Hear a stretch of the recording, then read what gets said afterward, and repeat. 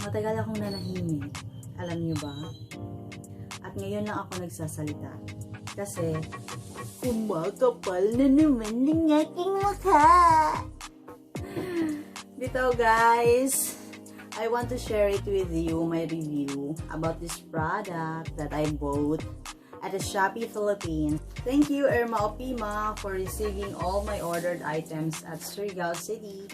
Ngayon, na-receive ko na. Ito na siya.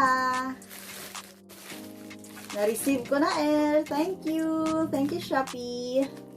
Inside of this package is the Gimbal Stabilizer L08 handheld grip stabilizer tripod with 3-in-1 selfie stick handle. Okay, let's open this one.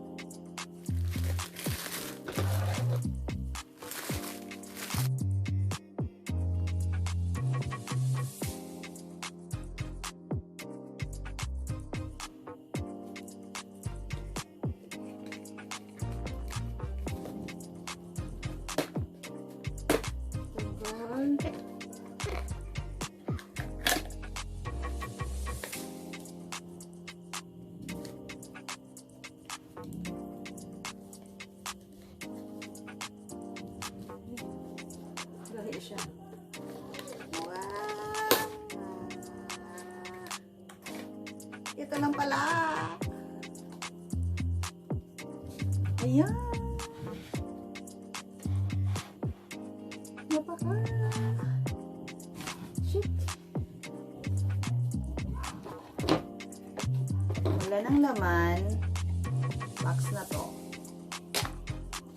Ayan. May cover siya. Gimbal Stabilizer. Gimbal Stabilizer. Selfie stick tripod. Color white yung pinili ko kasi mas mura. Mas mahal yung black. Around 1,000 plus. As of December 31 na price. But price is subject to change without prior notice. Ito.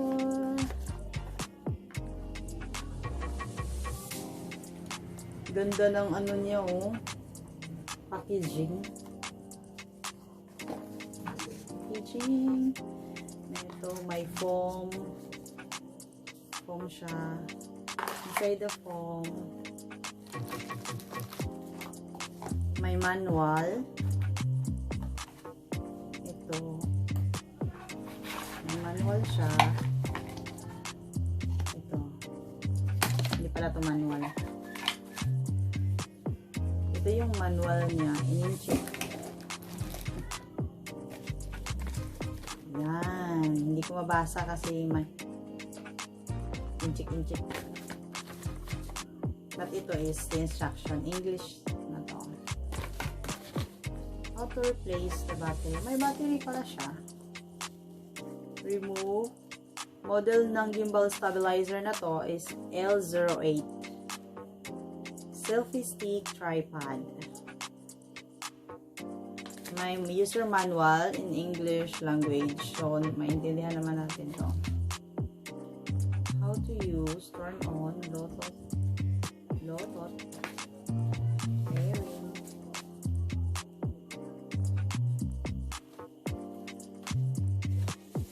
So, pwede itong i-bluetooth sa cellphone. May wire siya, may cord. Ito may cord siya. Yung cord niya.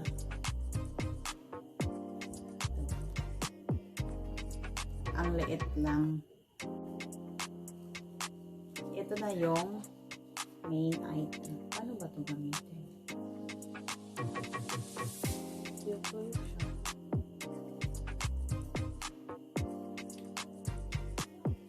Magbasa tayo ng manual. From the packaging guys, ganito yung itsura niya. So, i-open natin to. Ayan. Hello! Ayan.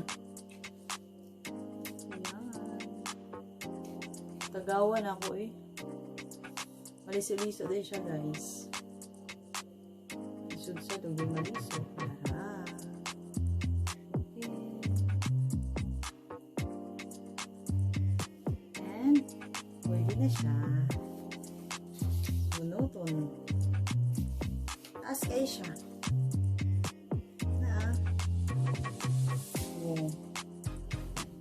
Taas jud siya. Siguro, isa yung pinalitan ng 1, 2, 3, 4. 4 kadangaw.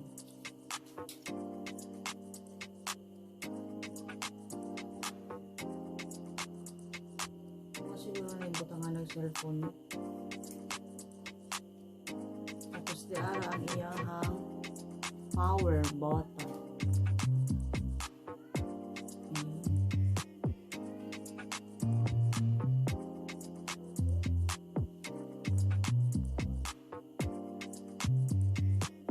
Ito ang controller ng power.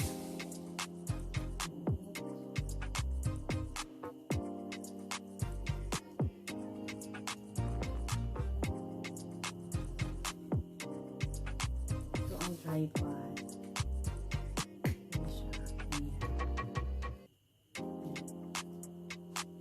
Hindi siya ma.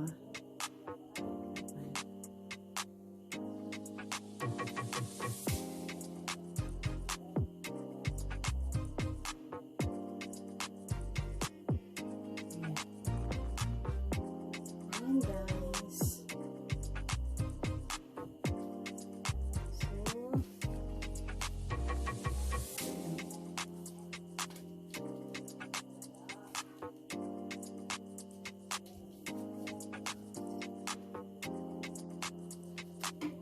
Control siya dito. Tapos ito may control din. Ayan. Tapos ito pwede siya ma-extend. Yan o. Siya ma-extend. Same as dali sa kabila.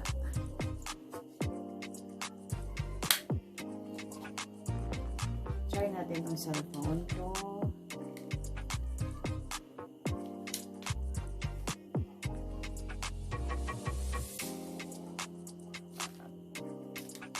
Try to connect the Bluetooth.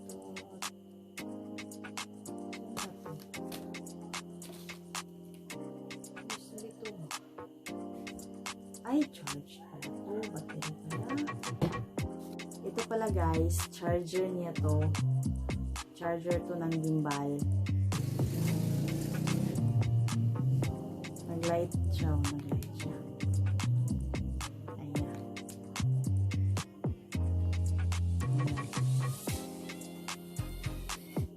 Ha? Tagaw lang.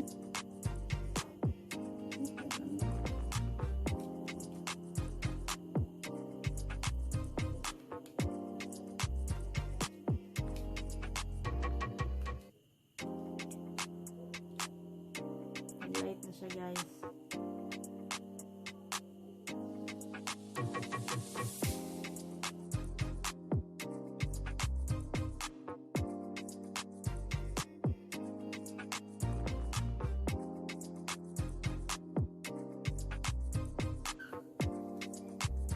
Pag gusto mong i-tripod lang talaga siya na hindi ka magamit ng gimbal. Yung gimbal kasi automatic kung mag-turn to the left or to the right. Kung ipipress mo to dito sa start point. Dito sa power button na ipipress mo to. May red flash color siya. Means you need to charge. But if mag-green means full charge siya. Use this gimbal and i-unlock lang to. If gusto mong mag-tripod, i-unlock lang to.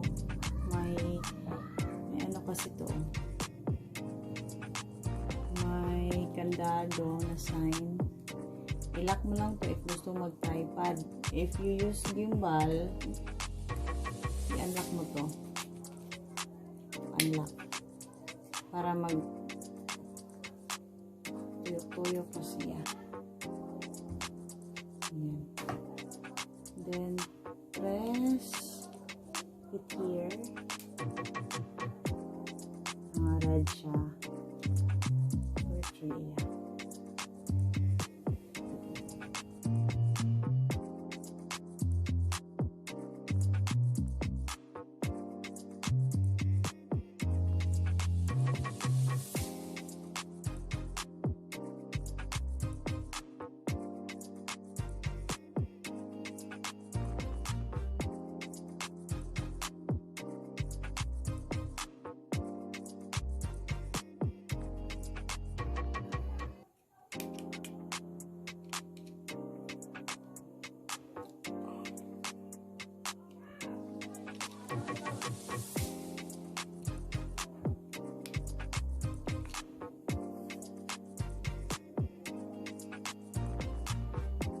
Low bat pa siya guys, low bat pa. Automatic siya o off kasi low bat pa. Kailangan pa natin i-full charge. Naka-horizontal siya guys kasi yan ang ibig sabihin na full charge siya. Pero when we press, naka-red, back to vertical position. Pero pag green, tuyok siya.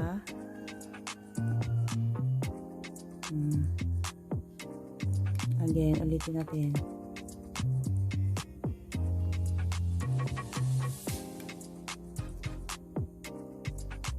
Long press for 1 second.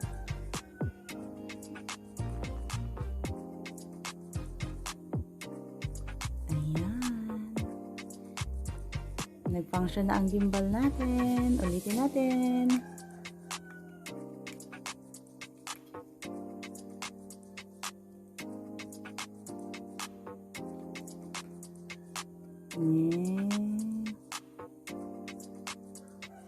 Ayan. Pag full charge siya, ganyan yan. Kasi naka-charge.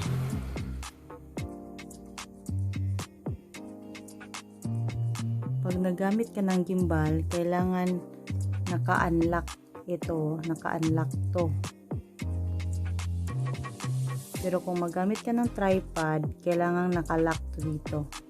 Depende sa posisyon, vertical or horizontal yung phone mo. Pag gusto mo ng horizontal position ng phone, i-unlock mo to. Pero kung gusto mo ng vertical, i-back to vertical mo yung phone. Just long press this one. Ayan. Ayan. At i-lock mo kung gusto mo mag-tripod. Ayan. Pag nagamit ng gimbal, i-unlock mo talaga para hindi masira. I hope you learned something from this video. At kung hindi ka pa nakapag-subscribe, mag-subscribe na po kayo please. At ma-appreciate ko po talaga iyan. Promise. At please po, click the notification bell para updated ka po sa bagong videos na i-upload ko soon. Thank you for watching. Stay safe everyone. God bless!